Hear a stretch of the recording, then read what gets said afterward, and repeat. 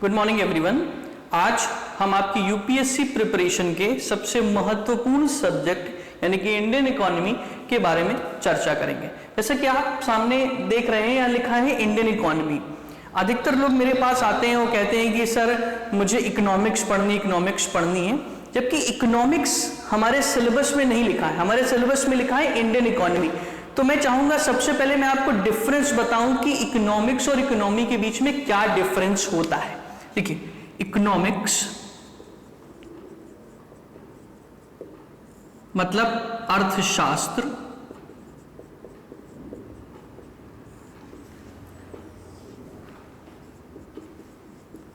और इकोनॉमी मतलब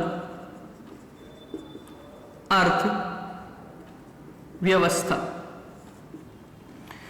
जब हम इकोनॉमिक्स की बात करते हैं तो मतलब जितनी भी हमारी इकोनॉमिक एक्टिविटीज होती हैं, इकोनॉमिक एक्टिविटीज का मतलब जितनी भी हमारी आर्थिक गतिविधियां होती हैं,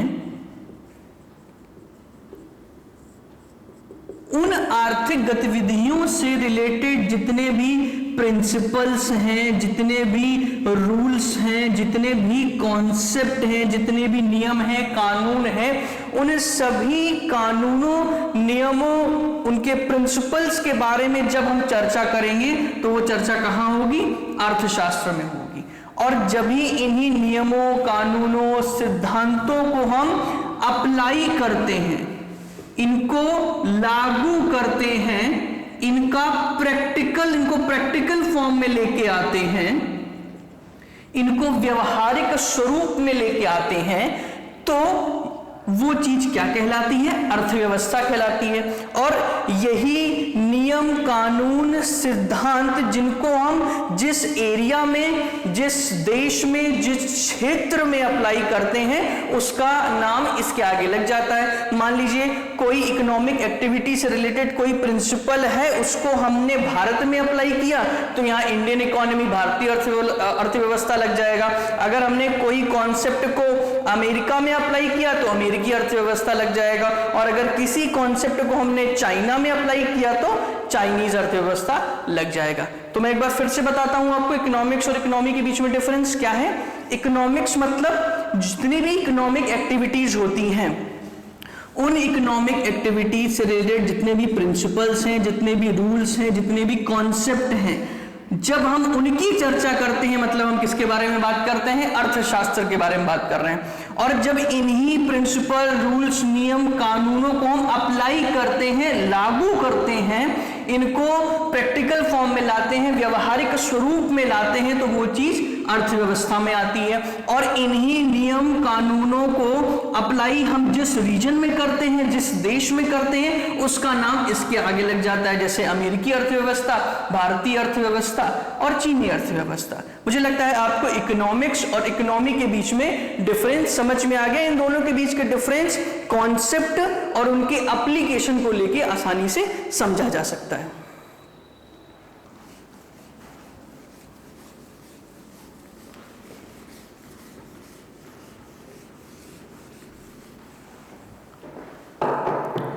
अब मैं आपको एक और चीज समझाता हूं।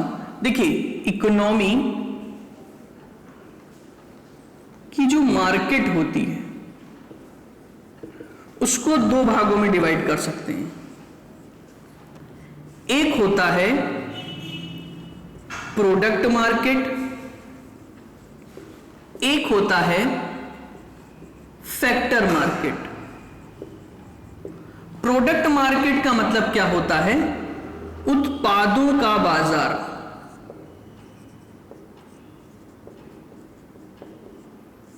और फैक्टर मार्केट का मतलब होता है कारकों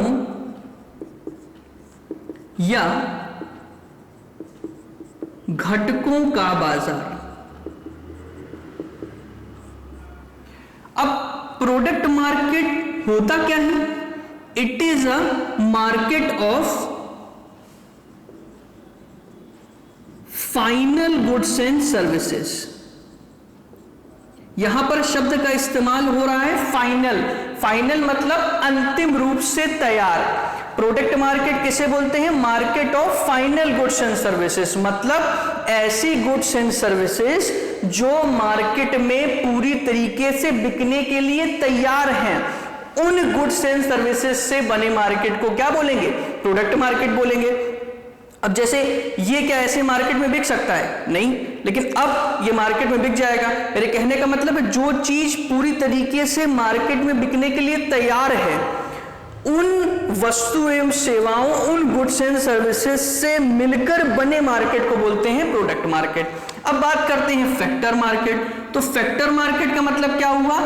कारकों और घटकों का बाजार, मतलब जो फैक्टर्स ऑफ प्रोडक्शन होते हैं उनसे मिलकर बने मार्केट को क्या बोलते हैं? Factor market. अब आपको पता है कि there are 4 factors of production. क्या? लैंड, लेबर, कैपिटल और एंटरप्रेन्योर, मतलब भूमि, श्रम, पूंजी और उद्यमिता। ये क्या है? फैक्टर्स ऑफ प्रोडक्शन है। फैक्टर्स ऑफ प्रोडक्शन का मतलब अगर हम इन चीजों का इस्तेमाल नहीं करेंगे तो प्रोडक्शन करना हमारे लिए लगभग असंभव सा काम हो जाएगा, इसलिए इन चीजों को क्या बोलते हैं?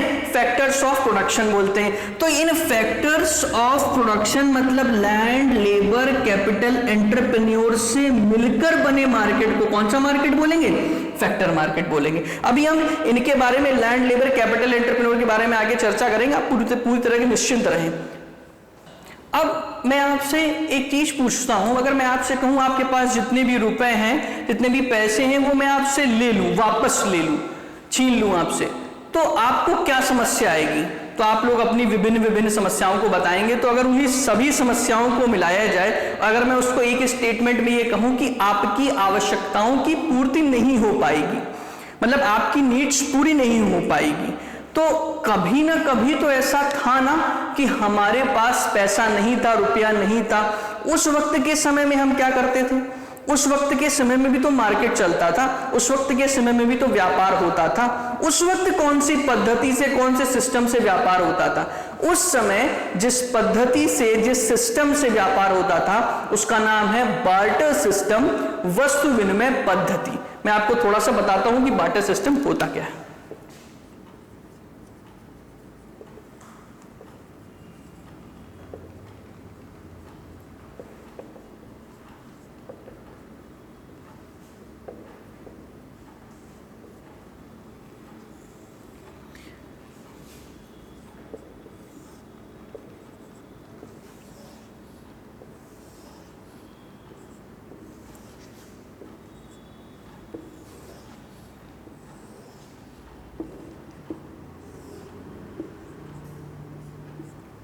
मान लीजिए ये 6 लोग हैं, A, B, C, D, E, F।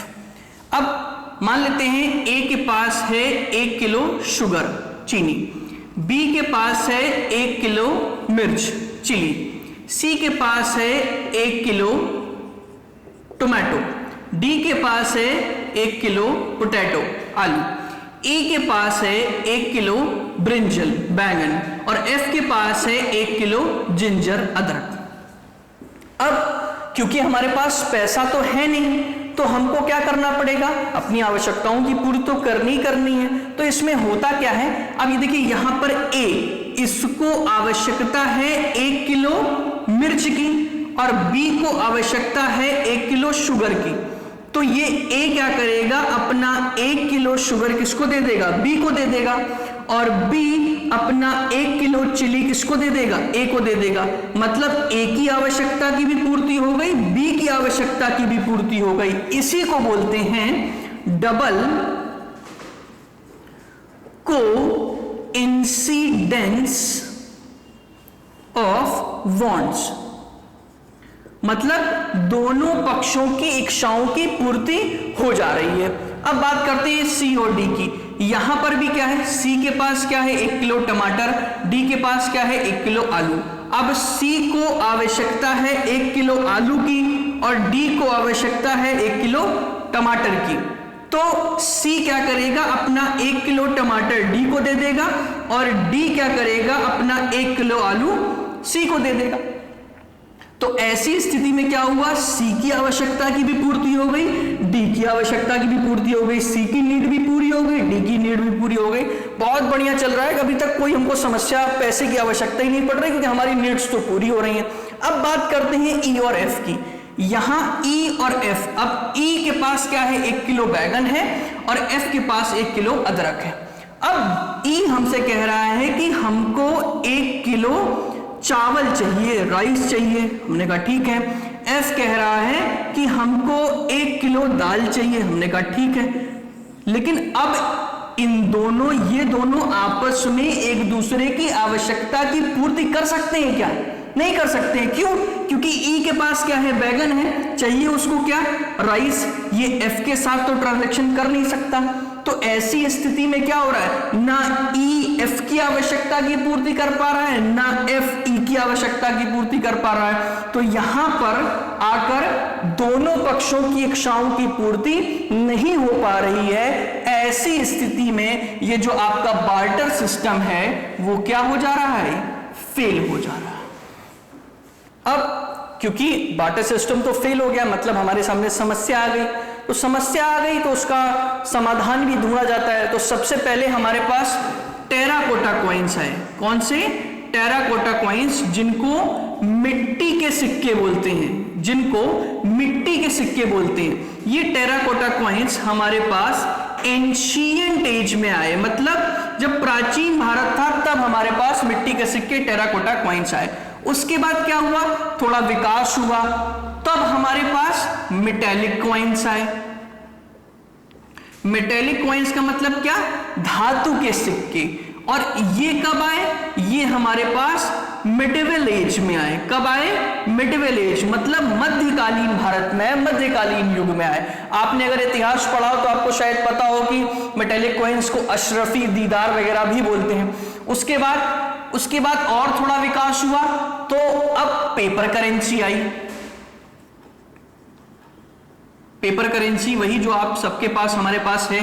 तो पेपर करेंसी कब आई, ये मॉडर्न एज में आई, मतलब आधुनिक भारत, आधुनिक युग में आई। उसके बाद और थोड़ा विकास हुआ। जब ऐसे विकास हुआ तो धीरे धीरे फिर क्या आया, डेबिट कार्ड आया, फिर प्लास्टिक करेंसी आई, डेबिट कार्ड आया, क्रेडिट कार्ड आया, चेक बुक आई, डिमांड ड्राफ्ट आया।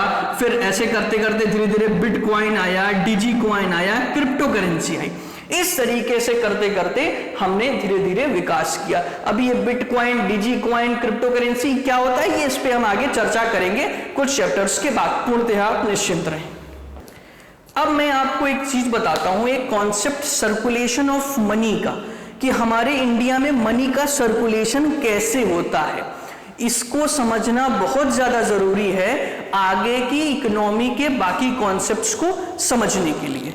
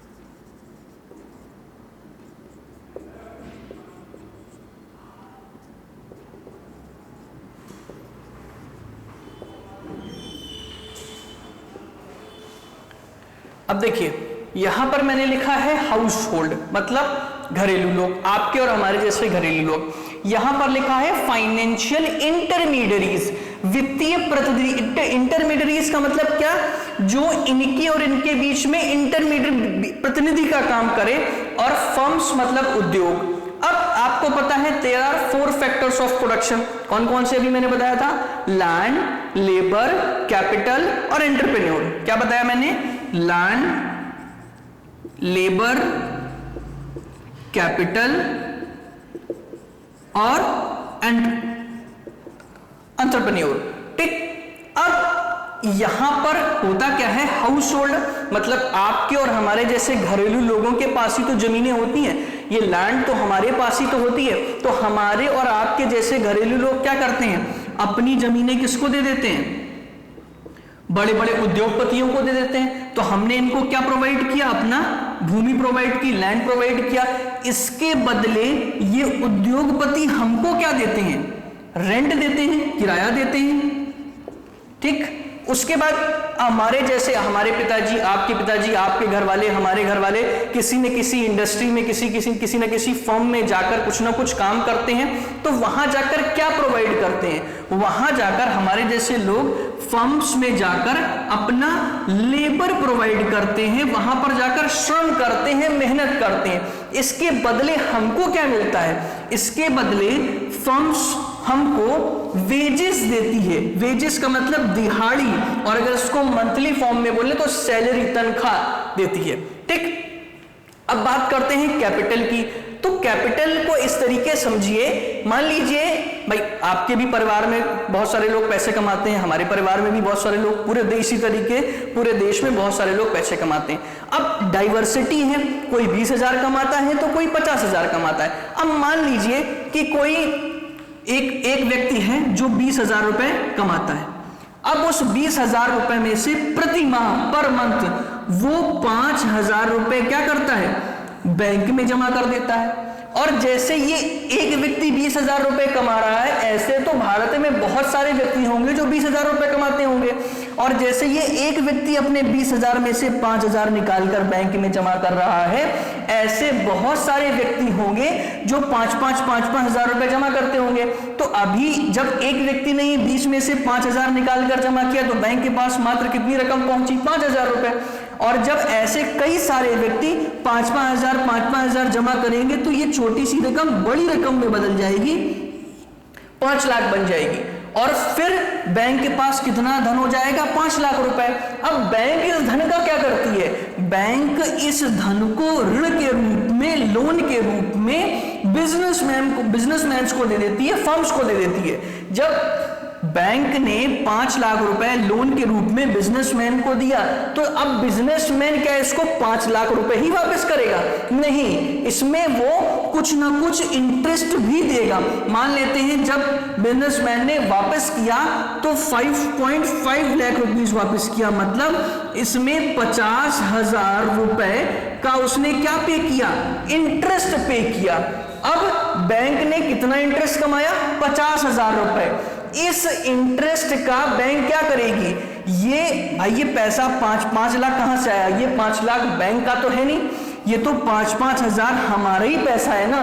तो हमारा ही पैसा उठाकर बैंक ने किसको दिया है, बिजनेसमैन को दिया है। और आपको एक बात बहुत अच्छे से पता है कि करंट अकाउंट को छोड़कर बाकी सभी अकाउंट में हमको कुछ ना कुछ ब्याज मिलता है। तो ये सभी अकाउंट में थोड़ा थोड़ा पैसा जो बैंक ने इंटरेस्ट के रूप में कमाया है, उससे सबके अकाउंट में थोड़ा थोड़ा पैसा क्या कर देगी, डाल देगी। मान लेते हैं 50,000 में से 25,000 रुपए जो वो बैंक ने सबके अकाउंट में थोड़ा थोड़ा करके डाल दिया। अब 50,000 में कितना बचा, 25,000। इस 25,000 जो है ये बैंक की ऑपरेटिंग कॉस्ट हो जाती है, इससे बैंक अपना खर्चा चलाता है। अच्छा अब और समझिए, जैसे ये 20,000 रुपए कोई कमाता है, इसी प्रकार कोई होगा जो 50,000 रुपए भी कमाता होगा, और जो 50,000 रुपए कमाता है हो सकता है वो 10,000 रुपए हर महीने बैंक में जमा करता हो। और जैसे ये एक बंदा है जो 50,000 में से 10,000 जमा कर रहा है, ऐसे कई सारे लोग होंगे ना जो 10,000 जमा करते हैं। अब तो ये बैंक के लिए बड़ी रकम बन गई, कितनी मान लीजिए 1 करोड़ बन गई। अब बैंक इसका क्या करेगा, बैंक इस पैसे को लोन के रूप में दे देगा, किसको दे देगा, बिजनेसमैन को दे देगा। अब बिजनेसमैन क्या 1 करोड़ ही वापस करेगा, नहीं, बिजनेसमैन 1 करोड़ तो वापस करेगा ही, प्लस कुछ इंटरेस्ट, कुछ ब्याज भी देगा। मान लेते हैं उसने 10 लाख रुपए क्या किया, ब्याज दिया, तो बैंक को ब्याज कितना मिला, 10 लाख रुपए। अब इस 10 लाख रुपए का बैंक क्या करेगी, ये हमारा ही पैसा है जो बैंक ने उठाकर बिजनेसमैन को लोन के रूप में दिया है, इन सबके अकाउंट में से थोड़ा थोड़ा करके सबको ब्याज देगी। और मान लेते हैं इसमें से 5 लाख रुपए बैंक ने ब्याज सबके अकाउंट में दे दिया, और जो बचा हुआ पैसा है 10 लाख में से 5 लाख बचा, वो बैंक की ऑपरेटिंग कॉस्ट हो जाएगी। समझ पा रहे हैं? ठीक, तो मैंने आपको लैंड के बारे में बताया, लेबर के बारे में बताया, कैपिटल के बारे में बताया। अब आप यहां देख क्या रहे हैं, ये हाउस होल्ड, भाई 10,000 10,000 10,000 ये हमारा ही तो पैसा है। हमारा क्या मतलब, घरेलू लोगों का। हमारा पैसा उठकर कहां गया, बैंक में गया। भाई हमने बैंक में ही तो पैसा जमा किया। अब बैंक ने क्या किया, इस पैसे को किसको दे दिया, फर्म्स को दे दिया, उद्योगपतियों को। किस फॉर्म में दिया, अभी आपको बताया, लोन के फॉर्म में दिया। उसके बाद इन फर्म्स वालों ने क्या किया, उद्योगपतियों ने क्या किया, इस पैसे को फिर से बैंक को चुका दिया। लेकिन अब किसके साथ चुकाया, इंटरेस्ट के साथ चुकाया। अब इन बैंक ने क्या किया, वो जो इंटरेस्ट मिला था उसका कुछ पोर्शन हम सबके अकाउंट में दे दिया। तो घुमा फिरा के आप देख क्या रहे हैं, हमारे ही पैसा उठकर कहां गया, बैंक के पास गया। बैंक से पैसा फिर कहां गया, फर्म्स के पास गया। फर्म से पैसा फिर किसके पास आया, वित्तीय प्रतिनिधि मतलब बैंकिंग इंस्टीट्यूशन के पास गया। और फिर से पैसा कहां आ गया, हाउस होल्ड के पास आ गया। तो इस तरीके से करके हमारे यहां इंडिया में मनी इधर से उधर, इधर से उधर, इधर से उधर करके सर्कुलेट होता रहता है। इसी को बोलते हैं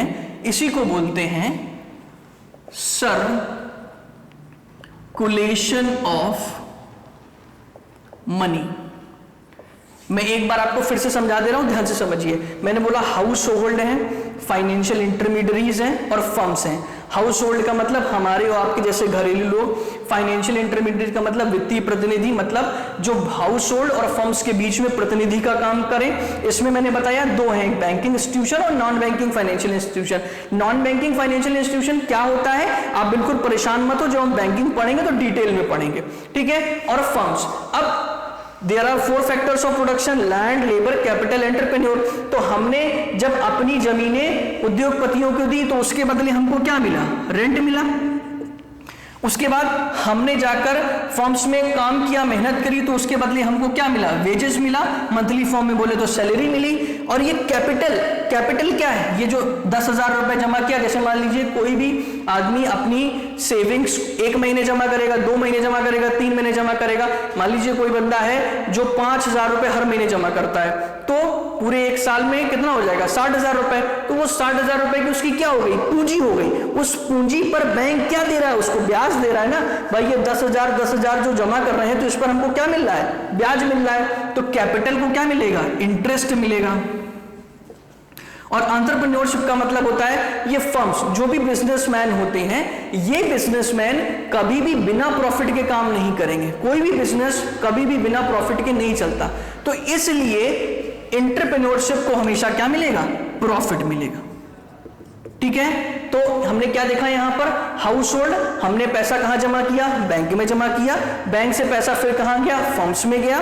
फर्म से पैसा फिर किसके पास आया, बैंक के पास आया। और बैंक से पैसा फिर किसके पास आया, हाउस होल्ड के पास आया। तो इधर से उधर करके इसी तरीके हमारे यहां मनी का सर्कुलेशन होता रहता है। इसी को बोलते हैं सर्कुलेशन ऑफ मनी। अब हम अपने पहले चैप्टर की शुरुआत करते हैं। अभी तक हमने बेसिक कॉन्सेप्ट्स के बारे में चर्चा करी, जो कि बहुत बेसिक कॉन्सेप्ट्स हैं चीजों को समझने के लिए। अब हम अपने सबसे पहले चैप्टर की बात करते हैं, जो कि बहुत महत्वपूर्ण चैप्टर है और जिससे बहुत ज्यादा क्वेश्चन यूपीएससी में आते हैं, जिसका नाम है नेशनल इनकम।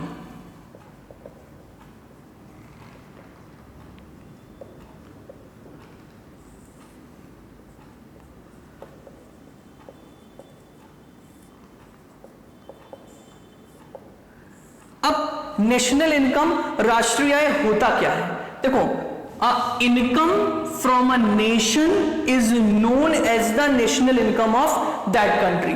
मतलब किसी भी देश की जो आय है वही वहां की राष्ट्रीय आय कहलाती है। अगर हम इसको डेफिनेशन में समझना चाहें तो the total amount of money earn within a country is known as the national income of that country. ठीक, अब You can ask me, sir, why we calculate national income? What is the need of national income? And what are the functions of national income accounting? So here I want to make you understand this thing, guys. Without national income accounting, you cannot identify the economic achievement of a country. To understand, to analyze, to interpret the economy as a whole, to review the policies under implementation, for all these things national income accounting is very much important.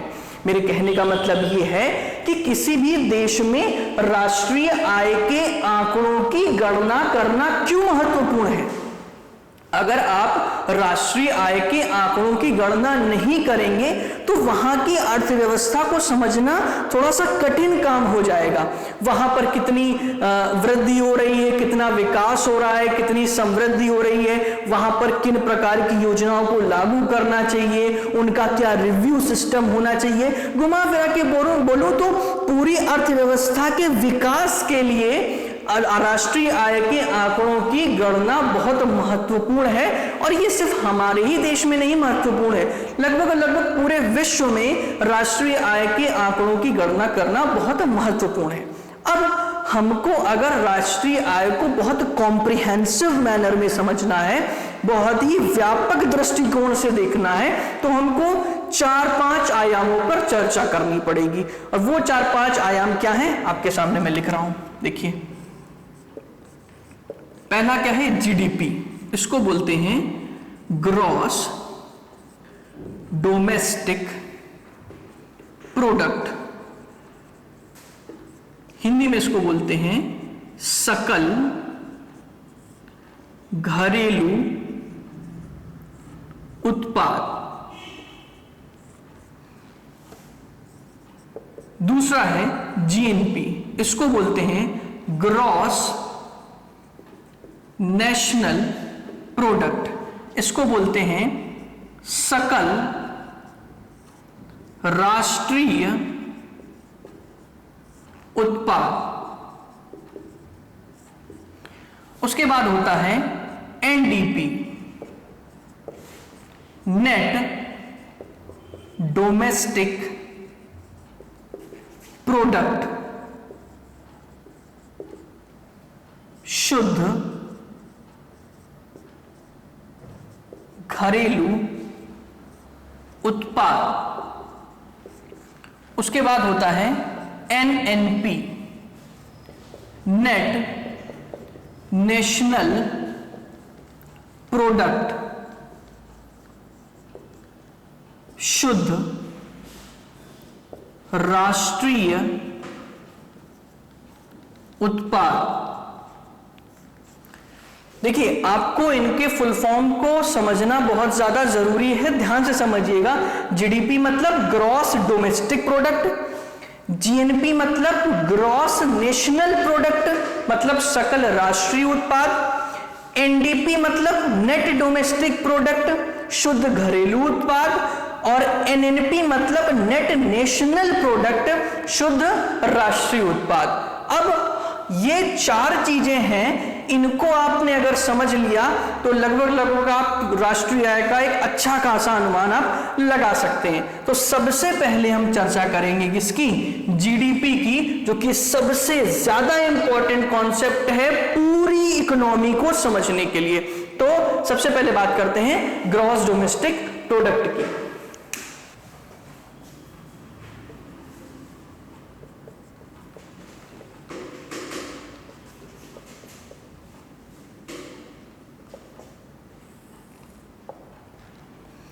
Gross domestic product, सकल घरेलू उत्पाद। अब देखो, सकल घरेलू उत्पाद की परिभाषा क्या होती है, सबसे पहले इसकी परिभाषा समझो। It is the market value of all final goods and services produced with in the territory of a country in a given period of time. मैं एक बार फिर से बोल रहा हूं, समझो। It is the market value of all final goods and services produced within the territory of a country in a given period of time। मतलब किसी भी दिए गए समयांतराल के अंदर किसी भी देश की सीमा के अंदर अंतिम वस्तु एवं सेवाओं के मौद्रिक मूल्य का समग्र योग। मैं एक बार फिर से बोल रहा हूं, किसी दिए गए समयांतराल के अंदर किसी देश की सीमा के अंदर अंतिम वस्तु एवं सेवाओं के मौद्रिक मूल्य का समग्र योग ही वहां का जीडीपी कहलाता है। ये तो एक डेफिनेशन हुई, लेकिन यूपीएससी की एक आदत है उबाल की खाल निकालने की। तो मैंने क्या किया है, इस पूरी डेफिनेशन को 4 पार्ट में तोड़ दिया है और प्रत्येक पार्ट में एक कीवर्ड है, उसको मैंने विभिन्न एग्जाम्पल से समझाया है ताकि आपका प्रत्येक एमसीक्यू या कोई भी क्वेश्चन, चाहे वो प्रीलिम्स में हो, चाहे वो मेंस में हो, चाहे वो इंटरव्यू में हो, एकदम क्लियर हो जाए। तो पहले मैं समझाता हूं आपको। It is the market value of all final goods and services produced within a country in a given time period.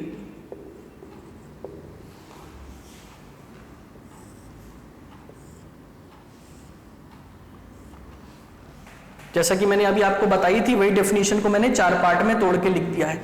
In a given period of time का मतलब क्या, दिए गए समयांतराल के अंदर। Produced within a country का मतलब क्या, किसी भी देश की सीमा के अंदर। Of all final goods and services का मतलब क्या है, अंतिम वस्तु एवं सेवाओं का। मार्केट वैल्यू का मतलब क्या है, बाजार मूल्य या मौद्रिक मूल्य का समग्र योग ही क्या कहलाता है, जीडीपी कहलाता है। ठीक, अब सबसे पहले मैं आपको ये पॉइंट समझाता हूं। देखिए यहां पर लिखा है produced within a country, with in को मैंने अंडरलाइन किया है। अब मैं इसको कुछ एग्जाम्पल के माध्यम से आपको समझाता हूं। देखिए, आपने हमारे देश के महानायक अमिताभ बच्चन का नाम तो सुना ही होगा। तो मान लेते हैं अमिताभ बच्चन जी ने भारत की सीमा के अंदर, मान लेते हैं मुंबई में ही, एक मूवी का प्रोडक्शन किया और उस पे 100 करोड़ रुपए कमाए। कितना कमाया, 100 करोड़ रुपए। अब आपको मुझको ये चीज बतानी है कि अमिताभ बच्चन जी ने मुंबई में जो मूवी बनाई उससे जो 100 करोड़ रुपए कमाए हैं, क्या इसको हम भारत के जीडीपी में जोड़ेंगे? आपका जवाब होगा हाँ, हम इसको जोड़ेंगे। क्यों? एक चीज बिल्कुल ध्यान से समझ लीजिए, जब भी प्रोडक्शन भारत की सीमा के अंदर होगा हम उसको भारत के जीडीपी में जोड़ेंगे। फिर से बोल रहा हूं, जब भी प्रोडक्शन भारत की सीमा के अंदर होगा उसको हम भारत के जीडीपी में जोड़ेंगे। अब मैं आपको दूसरा एग्जांपल देता हूं। आपने राहत फतेह अली खान का नाम सुना होगा, सिंगर हैं, आप सभी जानते हैं। इनकी नेशनैलिटी कहां की है? ये भारत की है। इनकी नेशनैलिटी कहां की है? पाकिस्तान की, पाकिस्तानी। अब मान लीजिए इन्होंने मुंबई के अंदर ही कोई सॉन्ग वर्क, डीवीडी वर्क कुछ किया, क्योंकि सिंगर हैं, और उससे इन्होंने 40 करोड़ रुपए कमाए। कितने रुपए कमाए? 40 करोड़। अब मैं आपसे पूछूं कि क्या ये 40 करोड़ रुपए जो राहत फतेह अली खान के द्वारा मुंबई के अंदर कमाए गए हैं, उसको मैं भारत के जीडीपी में जोड़ूंगा कि नहीं जोड़ूंगा? तो आप क्या बोलेंगे कि हाँ, हम जोड़ेंगे। क्यों? मैं फिर से उसी बात पर जोर दे रहा हूं। क्या? You only have to take care about one thing where the production take place. You don't have to take care about by whom the production is taking place. यहां पर अमिताभ बच्चन जो देश के क्या है, नागरिक हैं, उन्होंने अर्न किया 100 करोड़, तो हमने जोड़ा। भाई इन दोनों एग्जाम्पल में क्या चीज कॉमन है? इसमें कॉमन है कि प्रोडक्शन इंडिया की टेरिटरी के अंदर हुआ है। पहले वाले में देश के नागरिक के द्वारा किया गया, सिटीजन के द्वारा किया गया, दूसरे में गैर नागरिक के द्वारा किया, नॉन सिटीजन के द्वारा किया गया। तो मैं आपको यहां क्या समझाने की कोशिश कर रहा हूं कि चाहे प्रोडक्शन नागरिक के द्वारा किया जाए भारत के या गैर नागरिक के द्वारा किया जाए, हमको सिर्फ और सिर्फ एक ही बात अपने दिमाग में रखनी है। क्या? कहां प्रोडक्शन हो रहा है, where the production is take place. चाहे वो डोनाल्ड ट्रंप करें, ओबामा करें, मोदी जी करें, अमित शाह करें, ओसामा बिन लादेन करें, हमको नहीं मतलब है, हमको सिर्फ एक चीज से मतलब है, वो क्या, प्रोडक्शन कहां हो रहा है। अगर प्रोडक्शन इंडिया की टेरिटरी के अंदर हो रहा है, कोई भी करे, नागरिक करे या गैर नागरिक करे, वो इंडिया के जीडीपी में जोड़ा जाएगा। समझ पा रहे हैं आप? ठीक, मुझे लगता है ये पॉइंट आपको क्लियर हो गया। अब बात करते हैं फाइनल गुड्स एंड सर्विसेज की। मैं आपको इसको एक एग्जाम्पल के माध्यम से समझाता हूं।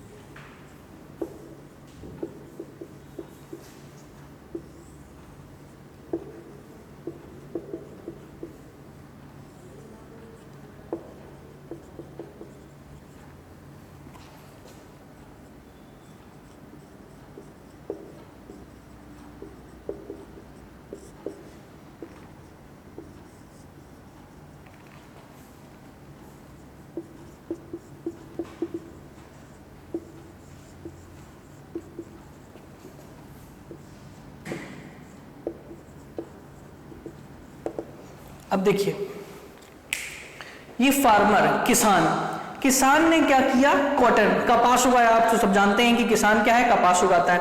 तो किसान ने क्या किया, कपास उगाया और इस कपास को 1000 रुपए में रोटेटिंग मिल को बेच दिया। अब इस रोटेटिंग मिल ने क्या किया, इस कपास से यौन बना दिया, धागा बना दिया। अब इस रोटेटिंग मिल के पास क्या बचा, यौन बचा। अब इस रोटेटिंग मिल ने इस यौन को टेक्सटाइल मिल को 2000 रुपए में बेच दिया। इस रोटेटिंग मिल ने इस यौन को टेक्सटाइल मिल को 2000 रुपए में बेच दिया, जिसमें टेक्सटाइल मिल ने इस यौन को अ पीस ऑफ क्लॉथ में कन्वर्ट कर दिया।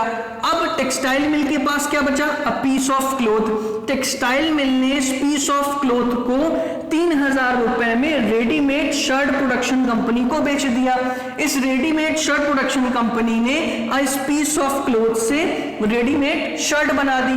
अब इस रेडीमेड शर्ट प्रोडक्शन कंपनी ने इस रेडीमेड शर्ट को 4000 रुपए में कस्टमर को बेच दिया। मैं आपको एक बार फिर से समझाता हूं। क्या, फार्मर ने क्या उगाया, कॉटन उगाया, कपास उगाया और उसको रोटेटिंग मिल को 1000 रुपए में बेच दिया। इस रोटेटिंग मिल ने क्या किया, इस कपास से यौन बना दिया, धागा बना दिया। अब इस रोटेटिंग मिल के पास क्या बचा, यौन बचा, धागा बचा।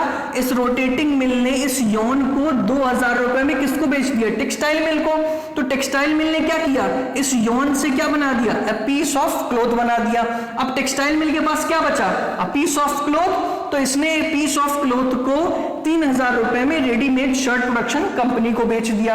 अब इस रेडीमेड शर्ट प्रोडक्शन कंपनी ने इस पीस ऑफ क्लॉथ से क्या बना दिया, रेडीमेड शर्ट बना दी और रेडीमेड शर्ट प्रोडक्शन कंपनी ने इस रेडीमेड शर्ट को कस्टमर को 4000 रुपए में बेच दिया।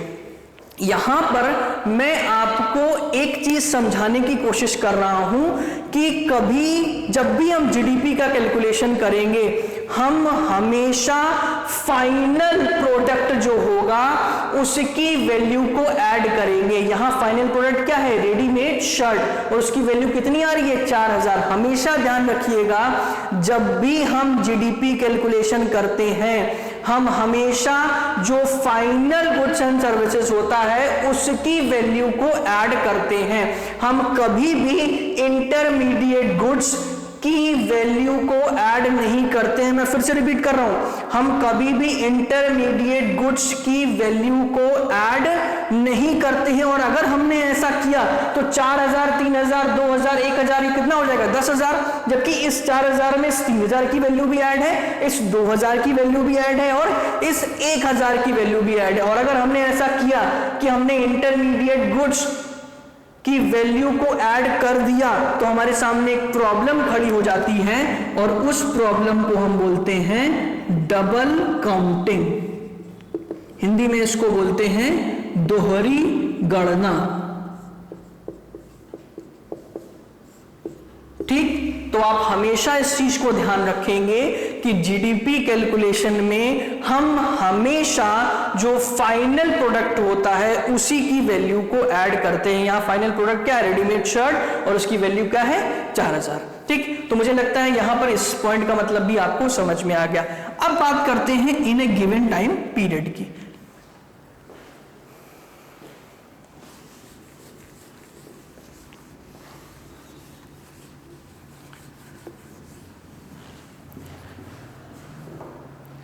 अब इन ए गिवन टाइम पीरियड को मैं समझाता हूं। मान लीजिए आपको 2016 का जीडीपी निकालना है।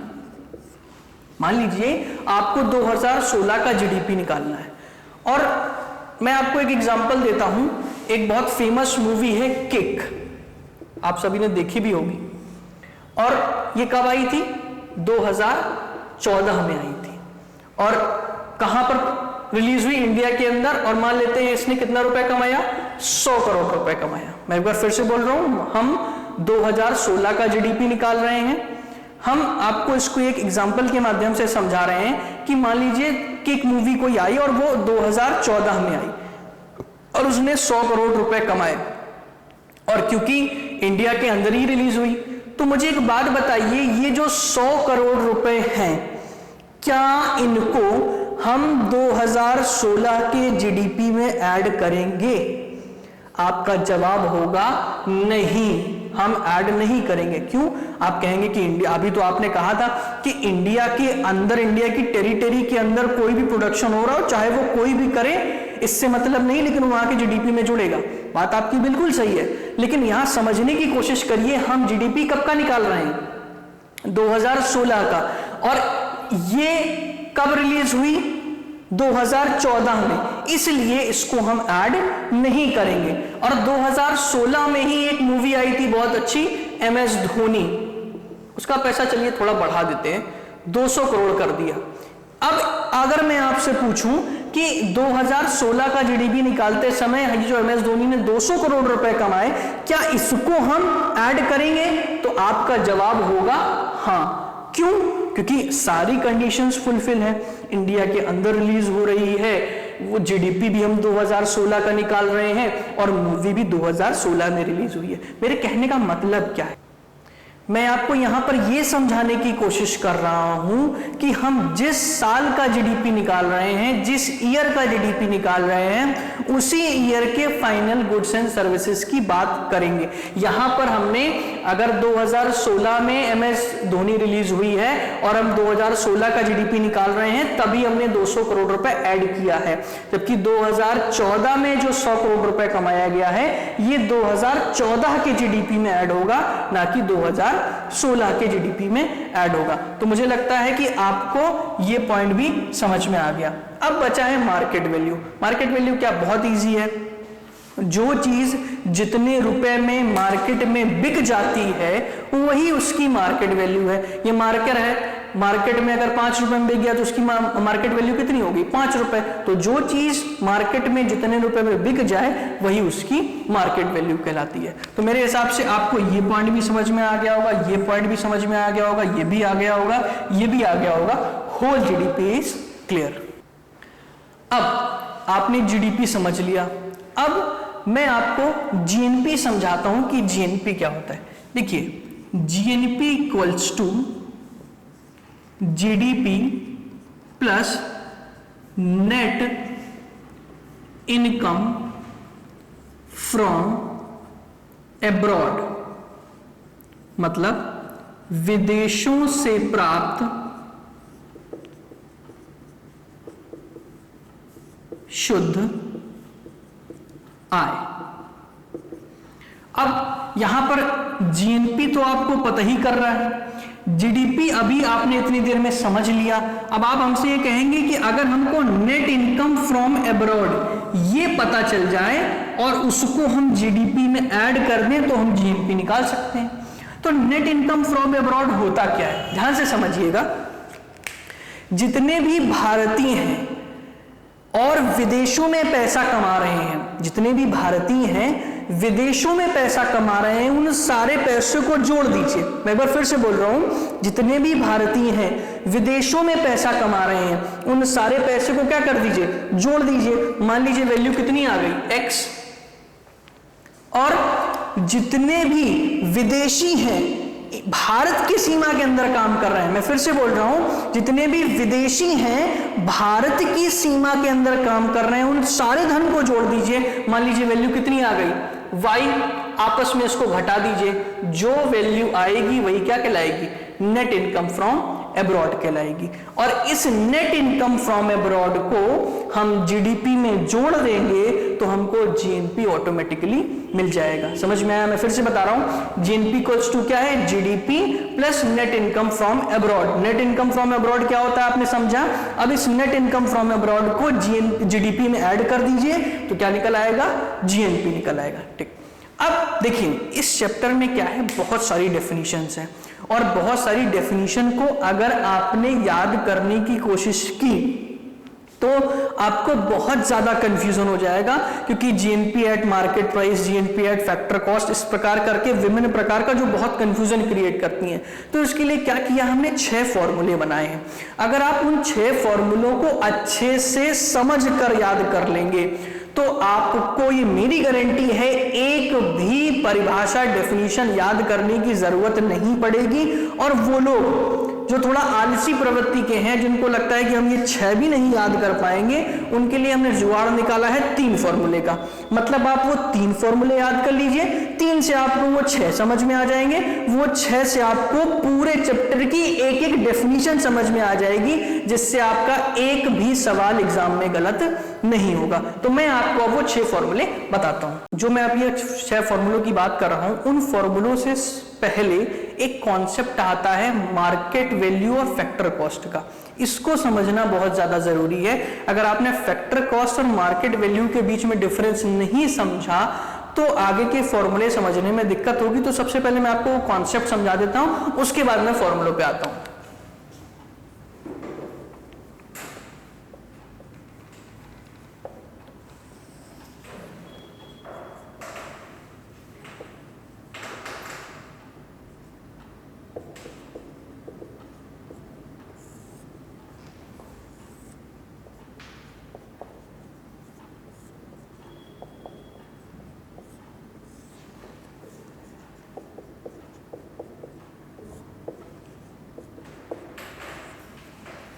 अभी मैंने आपको बताया था कि there are 4 factors of production. कौन कौन से होते हैं, लैंड,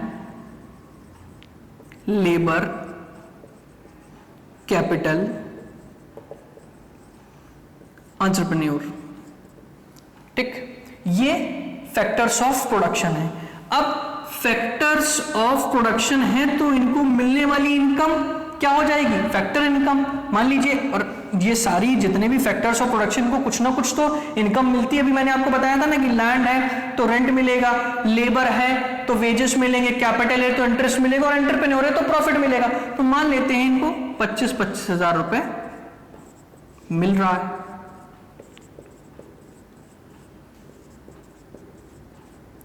और इन सभी को जब आप जोड़ देंगे तो वैल्यू कितनी आ गई, 1 लाख। और ये 1 लाख कुछ नहीं है, 1 लाख क्या है, factor cost. Factors of production को मिलने वाली जो इनकम है उनको आप आपस में जोड़ देंगे तो जो वैल्यू आएगी वही क्या कहलाती है, फैक्टर कॉस्ट कहलाती है। अब मुझे बताइए, क्या आप कभी भी मार्केट में कोई गाड़ी लेने जाते हैं तो क्या कभी आपको फैक्टर कॉस्ट में मिलती है, कभी फैक्टर कॉस्ट में नहीं मिलती है, उसमें इनडायरेक्ट टैक्सेस ऐड होते हैं। और इसी से फैक्टर कॉस्ट और मार्केट प्राइस के बीच के डिफरेंस को आसानी से समझा जा सकता है। जब हम मार्केट प्राइस की बात करेंगे तो इसका फॉर्मूला होगा factor cost plus indirect taxes और अगर भारत सरकार के द्वारा किसी प्रकार की कोई सब्सिडी या छूट दी गई है तो उसको हम माइनस कर देते हैं। मैं फिर से बता रहा हूं, जब मैं मार्केट प्राइस की बात करूंगा तो factor cost plus indirect tax minus subsidy अगर दी गई है सरकार के द्वारा। तो फैक्टर कॉस्ट यहां पर कितनी आई थी? 1 लाख। मान लेते हैं कि 20,000 रुपए क्या लग गया? टैक्स लग गया। और मान लेते हैं सरकार ने 10,000 रुपए की क्या दे दी? सब्सिडी दे दी। तो यहां पर वैल्यू कितनी आ जाएगी? 1,10,000 रुपए। और ये 1,10,000 क्या होगा? कुछ नहीं, यही मार्केट प्राइस है। इतने ही मूल्य में आपको बाजार में गाड़ी या कोई वस्तु मिलेगी, इसीलिए नाम से आप समझ पा रहे हैं बाजार मूल्य। ठीक है, तो फैक्टर कॉस्ट और मार्केट प्राइस के बीच का डिफरेंस आप समझ गए। एक बार फिर से समझाता हूं, ध्यान से समझिए। जितने भी फैक्टर्स ऑफ प्रोडक्शन होते हैं, लैंड, लेबर, कैपिटल, एंटरप्रेन्योर, उनको मिलने वाली जो इनकम है उन सबको आप जोड़ दीजिए। जो वैल्यू मिली वो क्या कहलाई? Factor cost. अब उस फैक्टर कॉस्ट में इनडायरेक्ट टैक्सेस को आप क्या कर देंगे? ऐड कर देंगे। और अगर सरकार के द्वारा कोई सब्सिडी दी गई है तो उस सब्सिडी को आप क्या कर देंगे? माइनस कर देंगे। तो जो वैल्यू मिलेगी वो किस पर मिलेगी? आपको मार्केट प्राइस में मिलेगी। इसी से फैक्टर कॉस्ट और मार्केट प्राइस के बीच का डिफरेंस समझा जा सकता है। अब हम बात करेंगे आपके वो 6 फॉर्मूलों की जिनको याद करके आप राष्ट्रीय आय के सभी प्रकार की डेफिनेशंस को, परिभाषाओं को याद कर सकते हैं।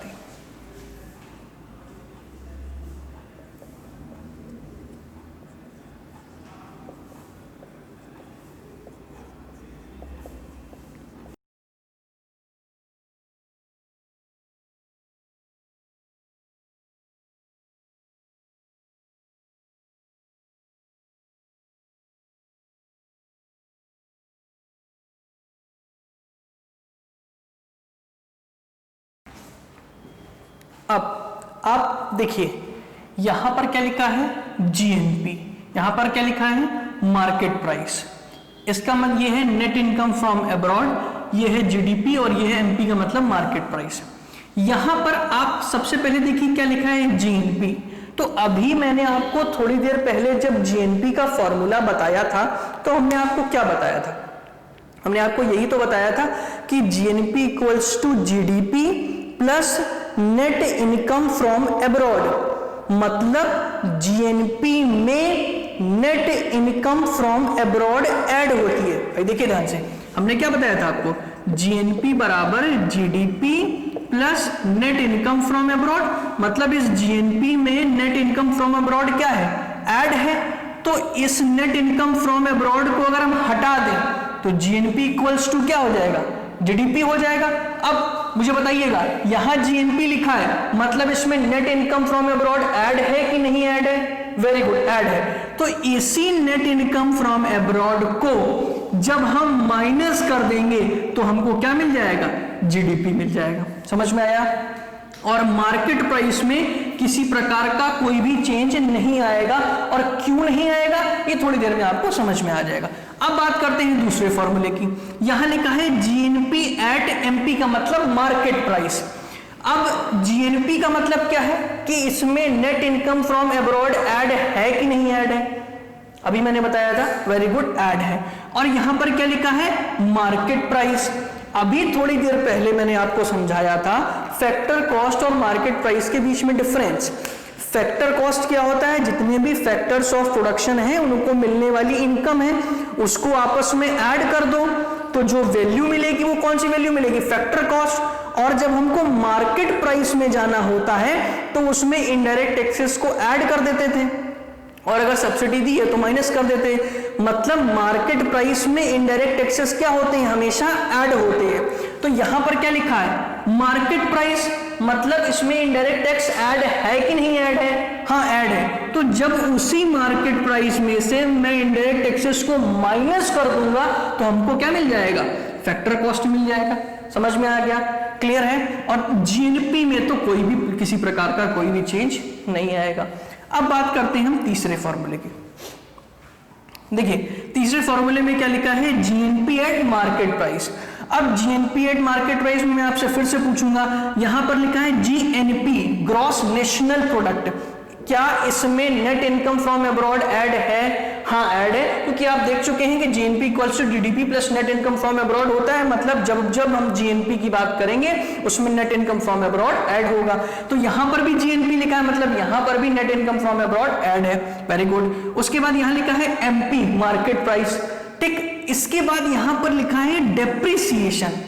ये क्या होता है? डेप्रिसिएशन मूल्यह्रास, ऐसा कोई विशेष कॉन्सेप्ट नहीं है। डेप्रिसिएशन का मतलब ये होता है जिन भी औजारों, भवनों, मशीनों का हम इस्तेमाल करते हैं तो समय के साथ साथ उनके मूल्य में, उनके प्राइस में गिरावट आती चली जाती है, बस उसी को क्या बोलते हैं? डेप्रिसिएशन बोलते हैं, मूल्यह्रास बोलते हैं। मैं फिर से बता रहा हूं, समय के साथ साथ औजारों, भवनों, मशीनों में क्या होता है? समय के साथ साथ उनके मूल्य में गिरावट आती चली जाती है, इसी को डेप्रिसिएशन बोलते हैं, मूल्यह्रास बोलते हैं, ठीक है। एक चीज और आप ध्यान से समझिए कि जब भी कभी, अभी मैंने आपको सब जीडीपी, एनडीपी, एनएनपी सबके फुल फॉर्म बताए थे, तो जी का मतलब होता है, जी का फुल फॉर्म होता है ग्रॉस, जी का फुल फॉर्म होता है ग्रॉस और एन का फुल फॉर्म होता है नेट। मैं फिर से बोल रहा हूं, जी का फुल फॉर्म होता है ग्रॉस, एन का फुल फॉर्म होता है नेट। जब भी हम ग्रॉस की बात करेंगे, जब भी हम ग्रॉस की बात करेंगे, आप हमेशा ध्यान रखेंगे उसमें डेप्रिसिएशन की वैल्यू ऐड रहती है। ग्रॉस में डेप्रिसिएशन की वैल्यू ऐड रहेगी, और जब हम नेट की बात करते हैं तो उसमें डेप्रिसिएशन की वैल्यू हमेशा ऐड नहीं होती है, घटा देते हैं। तो जब भी ग्रॉस होगा उसमें डेप्रिसिएशन की वैल्यू ऐड है, जब भी नेट होगा उसमें डेप्रिसिएशन की वैल्यू ऐड नहीं होगी। देखिए अब तीसरे फॉर्मूले में क्या लिखा है? जीएनपी एट मार्केट प्राइस, और यहां पर क्या लिखा है? डेप्रिसिएशन। डेप्रिसिएशन क्या होता है? डेप्रिसिएशन का ऐसा कोई विशेष कॉन्सेप्ट नहीं है। डेप्रिसिएशन का मतलब यह है जो भी मशीनों, भवनों, औजारों का हम इस्तेमाल करते हैं, समय के साथ साथ क्या होता है? उनके मूल्य में गिरावट आती है, उनका प्राइस गिर जाता है, इसी को हम क्या बोलते हैं? मूल्यह्रास बोलते हैं। अब यहां पर लिखा है GNP eight market price minus depreciation, तो यहां पर जीएनपी में आपको पता है कि यहां नेशनल लिखा है, मतलब नेट इनकम फ्रॉम अब्रॉड क्या है? ऐड है। देखिए यहां लिखा है ना, जीएनपी में net income from abroad add होती है, उसको माइनस करते हैं तो जीडीपी के बराबर हो जाता है। अब यहां लिखा है माइनस डेप्रिसिएशन। एक चीज मैं आपको बताना चाहता हूं, यहां जी का फुल मतलब क्या है? ग्रॉस। जब भी हम कभी ग्रॉस की बात करेंगे, आप हमेशा याद रखेंगे कि ग्रॉस में डेप्रिसिएशन की वैल्यू जो होती है वो ऐड होती है, जुड़ी हुई होती है, और जब भी कभी हम नेट की बात करते हैं तो याद रखेंगे उसमें डेप्रिसिएशन की वैल्यू ऐड नहीं होती है। मतलब अगर हम ग्रॉस में से डेप्रिसिएशन को माइनस कर देते हैं तो हमको जो वैल्यू मिलती है वो कहलाती है नेट, ठीक।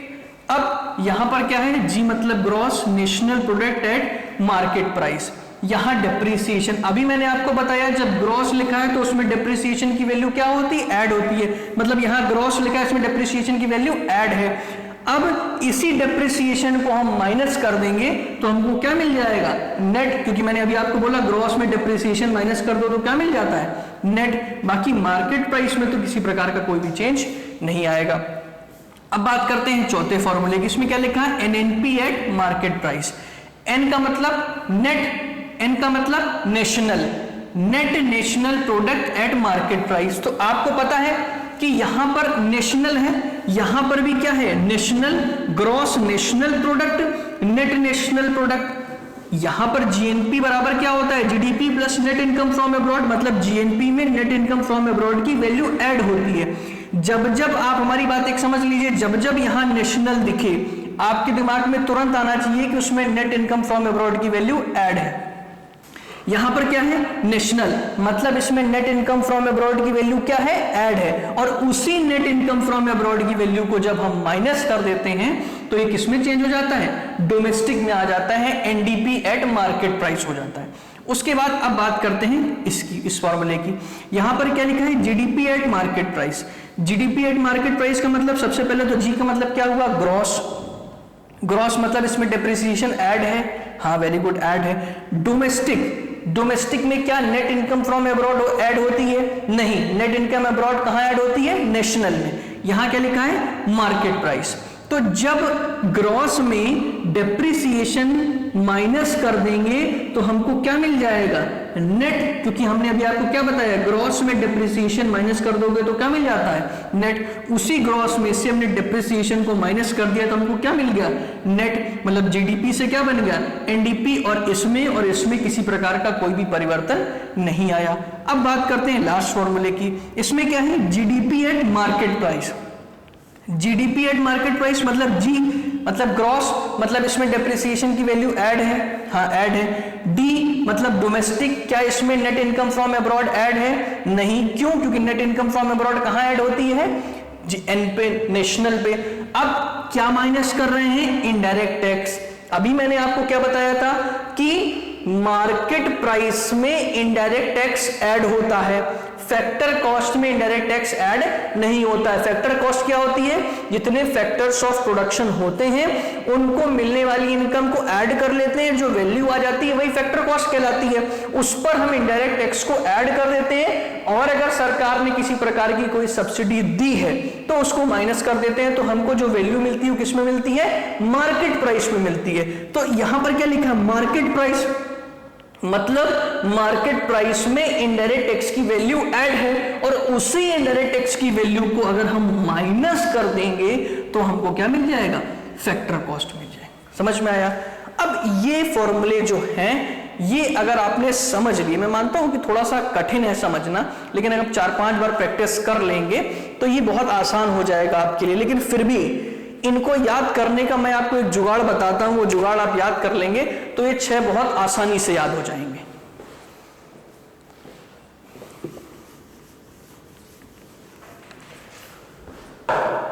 वो जुगाड़ ये है कि जब कभी भी आपको नेशनल से डोमेस्टिक जाना हो, आप हमेशा नेट इनकम फ्रॉम अब्रॉड को क्या कर देंगे? माइनस कर देंगे। क्यों? अभी मैंने कई बार बताया नेशनल में net income from abroad add होती है, और उसी नेट इनकम फ्रॉम अब्रॉड को आप माइनस कर देंगे तो क्या मिल जाएगा? डोमेस्टिक। दूसरा, जब कभी भी आपको ग्रॉस से नेट जाना हो तो आप हमेशा डेप्रिसिएशन को माइनस कर देंगे, क्योंकि मैंने आपको क्या बताया था अभी कि ग्रॉस में डेप्रिसिएशन की वैल्यू क्या होती है? ऐड होती है, और उसी डेप्रिसिएशन की वैल्यू आप माइनस कर देंगे तो आप कहां पहुंच जाएंगे? नेट पे। तीसरी बात, अगर आपको मार्केट प्राइस से फैक्टर कॉस्ट में जाना है तो आपको क्या माइनस करना पड़ेगा? इनडायरेक्ट टैक्स माइनस करना पड़ेगा। क्यों? मैंने अभी आपको थोड़ी देर पहले बताया था कि मार्केट प्राइस में इनडायरेक्ट टैक्सेस ऐड होते हैं, और अगर सरकार ने कोई सब्सिडी दी है तो वो माइनस होती है। मतलब मार्केट प्राइस में इनडायरेक्ट टैक्स ऐड है, उन्हीं इनडायरेक्ट टैक्स को माइनस कर दोगे तो आप कहां पहुंच जाओगे? फैक्टर कॉस्ट में। आप इन 3 फॉर्मूलों को याद कर लीजिए। इन 3 फॉर्मूलों को अगर आपने याद कर लिया, ये 6 फॉर्मूले आपको तुरंत याद हो जाएंगे। बस आपको करना ये है 3-4 बार प्रैक्टिस करनी है। और I am giving you this guarantee, अगर आपने ये 6 फॉर्मूले सीख ले, याद कर लिए, आपको एक भी डेफिनेशन याद करने की जरूरत नहीं पड़ेगी। क्योंकि अगर और मैं कह रहा हूं अगर किसी ने याद भी कर ली तो आप एमसीक्यू सॉल्व करते समय गलती कर देंगे, कहीं ना कहीं कुछ ना कुछ गलती हो जाएगी। ये मैं आपको अपने अनुभव से बता रहा हूं। इसलिए आप क्या करेंगे, इन 6 फॉर्मूलों को समझ के याद कर लेंगे। सबसे पहले आप इन 3 को याद कर लीजिए, उससे आप इन 6 को याद कर लेंगे। इससे आप पूरे डेफिनेशन जितनी राष्ट्रीय आय की है वो समझ लेंगे, कर लेंगे। अब हम क्या करते हैं, एक बार हमने पूरी क्लास को जो पढ़ाया है एक बार रिवाइज कर लेते हैं ताकि आपको चीजें एक बार रिमाइंड हो जाएं। सबसे पहले हमने क्या बताया आपको कि इकोनॉमिक्स और इकोनॉमी के बीच में क्या डिफरेंस होता है। तो मैंने बताया इकोनॉमिक्स क्या है, जहां इकोनॉमिक एक्टिविटी होती है, उन इकोनॉमिक एक्टिविटी से रिलेटेड जितने भी नियम हैं, कानून हैं, प्रिंसिपल्स हैं, जब हम उनकी बात करते हैं तो हम अर्थशास्त्र की बात करेंगे, इकोनॉमिक्स की बात करेंगे। और जब उन्हीं रूल्स, नियम, कानून, प्रिंसिपल को हम अप्लाई करते हैं, उनके प्रैक्टिकल फॉर्म में लाते हैं, उनके व्यवहारिक स्वरूप में लेके आते हैं, तो वही चीज क्या कहलाती है? इकोनॉमी। और वही रूल्स, नियम, कानून, लॉ को हम जिस एरिया में, जिस क्षेत्र में, जिस कंट्री में लागू करते हैं वो इकोनॉमी के आगे लग जाता है। जैसे चाइना में लागू किया तो चाइनीज अर्थव्यवस्था, अमेरिका में लागू किया तो अमेरिकी अर्थव्यवस्था, भारत में लागू किया तो भारतीय अर्थव्यवस्था। ठीक, उसके बाद मैंने आपको बताया कि जो इकोनॉमी की मार्केट होती है उसको दो भागों में डिवाइड करते हैं, एक होता है प्रोडक्ट मार्केट और एक होता है फैक्टर मार्केट। प्रोडक्ट मार्केट क्या होता है?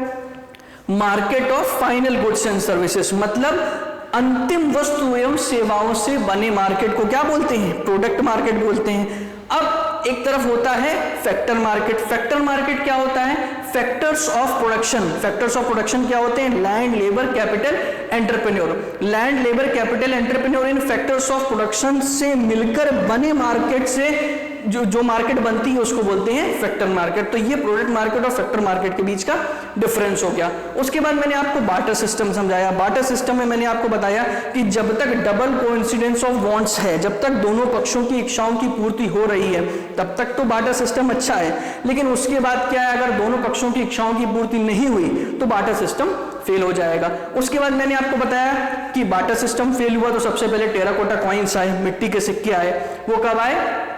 एंशिएंट एज में आए। उसके बाद क्या हुआ? और थोड़ा इवोल्यूशन हुआ और थोड़ा विकास हुआ। फिर क्या हुआ? मेटेलिक कॉइन्स आए। मेटेलिक कॉइन्स कब आए? मिडिवल एज में आए। फिर और थोड़ा विकास हुआ। फिर क्या आया? पेपर करेंसी आई। पेपर करेंसी कब आई? मॉडर्न एज में आई। और थोड़ा विकास हुआ। फिर प्लास्टिक करेंसी आई। प्लास्टिक करेंसी में क्या? डेबिट कार्ड आया, क्रेडिट कार्ड आया, चेक बुक, डिमांड ड्राफ्ट, डिजी कॉइन, बिटकॉइन, क्रिप्टो करेंसी, बहुत सारी चीजें आई। ठीक, उसके बाद अब हम बात करते हैं कि उसके बाद मैंने आपको सर्कुलेशन ऑफ मनी पढ़ाया। सर्कुलेशन ऑफ मनी में मैंने बताया एक तरफ हाउस होल्ड है, एक तरफ फाइनेंशियल इंटरमीडियरीज है और एक तरफ क्या है? फर्म्स हैं। मैंने आपको बताया कि there are 4 factors of production, land, labour, capital, entrepreneur. तो हम अपनी जमीनें किसको देते हैं? बिजनेसमैन को। बिजनेसमैन उसके बदले हमको क्या प्रोवाइड करता है? रेंट। हम हमारे जैसे घर में लोग हैं, आपके घर में लोग हैं, तो किसी फर्म में जाकर काम करते हैं तो वहां पर अपना क्या प्रोवाइड करते हैं? लेबर। तो उसके बाद हमको क्या मिलता है? उसके लिए हमको वेजेस मिलते हैं, सैलरी मिलती है। अच्छा, उसके बाद कैपिटल क्या होता है? जब हम अपना थोड़ा पैसा करके कहाँ? बैंक में जमा करते हैं तो बैंक हमको क्या? उस पर इंटरेस्ट देती है। तो कैपिटल मतलब पूंजी पर हमको क्या मिल गया? इंटरेस्ट, ब्याज मिल गया। और एंटरप्रेन्योरशिप का मतलब क्या हो गया? एंटरप्रेन्योर में मतलब हमको प्रॉफिट मिलता है। जो भी एंटरप्रेन्योर होता है उसको प्रॉफिट मिलता है। तो इस तरीके करके देखते हैं हम क्या है कि हमारा ही पैसा कहाँ जाता है? बैंक में। बैंक से पैसा फिर कहाँ गया? बिजनेसमैन के पास। बिजनेसमैन से पैसा फिर कहाँ आया? फिर बैंक के पास आया, क्योंकि वो उसको इंटरेस्ट भी देता है। और इंटरेस्ट के फॉर्म में फिर पैसा फिर किसके पास आया? हाउस होल्ड के पास। इस तरीके करके पूरी जो साइकिल है वो सर्कुलेट होती रहती है। इसी को बोलते हैं सर्कुलेशन ऑफ मनी। उसके बाद हमने अपने सबसे पहले चैप्टर की शुरुआत करी नेशनल इनकम की। नेशनल इनकम का मैंने बताया आपको, the total amount of money earned within a country is known as the national income of that country. मतलब किसी भी देश की जो आय है वही वहां की राष्ट्रीय आय कहलाती है। अब मैंने कहा कि इसके बाद अगर आपको इसके कॉम्प्रिहेंसिव मैनर में समझना है, ब्रॉड मैनर में समझना है, तो 4-5 आयामों पे आपको चर्चा करनी पड़ेगी। कौन कौन सी चीजें बताई? मैंने बताया जीडीपी, जीएनपी, एनएनपी और एनडीपी। जीडीपी का फुल फॉर्म मैंने क्या बताया? Gross domestic product. जीएनपी का क्या बताया? Gross national product. एनएनपी का क्या बताया? Net national product. और एनडीपी का बताया? Net domestic product. ठीक, इसके बाद मैंने आपको जीडीपी की परिभाषा डिफाइन की। जीडीपी की परिभाषा में मैंने क्या बोला? It is the market value of all final goods and services produced with in the territory of a country in a given period of time. ठीक है, एक बार आप लोग भी मेरे साथ बोलिए, it is the market value of all final goods and services produced within the territory of a country in a given period of time। ठीक, इसके बाद मैंने आपको जीएनपी भी पहले मैंने जीडीपी को कई सारे एग्जांपल से आपको समझाया। उसके बाद मैंने आपको जीएनपी बताया। अब जीएनपी बराबर क्या होता है? GDP plus net income from abroad. Net income from abroad क्या बताया मैंने, जितने भी भारतीय विदेशों में पैसा कमा रहे हैं उस पैसे को जोड़ दो, और जितने भी विदेशी भारत के अंदर पैसा कमा रहे हैं उस पैसे को जोड़ दो, आपस में माइनस कर दो, क्या निकल के आएगा, नेट इनकम फ्रॉम अब्रॉड निकल के आएगी। उस नेट इनकम फ्रॉम अब्रॉड में क्या ऐड करना है, जीडीपी, उस नेट इनकम फ्रॉम अब्रॉड में जीडीपी ऐड कर दो तो क्या निकल के आएगा, जीएनपी निकल के आएगा। उसके बाद मैंने आपको क्या बताया, फैक्टर कॉस्ट और मार्केट प्राइस। फैक्टर कॉस्ट और मार्केट प्राइस में मैंने आपको क्या बताया कि there are 4 factors of production, land, labour, capital और एंटरप्रेन्योर। लैंड, लेबर, कैपिटल और एंटरप्रेन्योर को मिलने वाली जो इनकम उसी को क्या कर दो, जोड़ दो, और जो वैल्यू मिलेगी वो क्या कहलाएगी, फैक्टर कॉस्ट कहलाएगी। अब उस फैक्टर कॉस्ट में क्या करना है, इनडायरेक्ट टैक्सेस को ऐड कर दो, और अगर सरकार ने कोई सब्सिडी दी है तो उसको माइनस कर दो, क्या वैल्यू मिल जाएगी, किस वैल्यू पे मिलेगा, मार्केट प्राइस पे मिलेगा। तो ये फैक्टर कॉस्ट और मार्केट प्राइस के बीच का डिफरेंस है।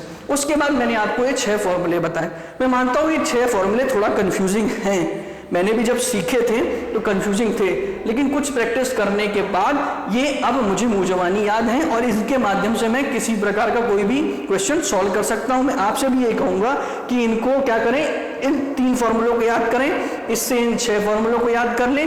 जब आपको ये 6 फॉर्मूले याद हो जाएंगे, आपको राष्ट्रीय आय की किसी भी परिभाषा को याद करने की आवश्यकता नहीं पड़ेगी, और ना ही आपका कोई भी क्वेश्चन गलत होगा। ठीक है, थैंक यू सो मच।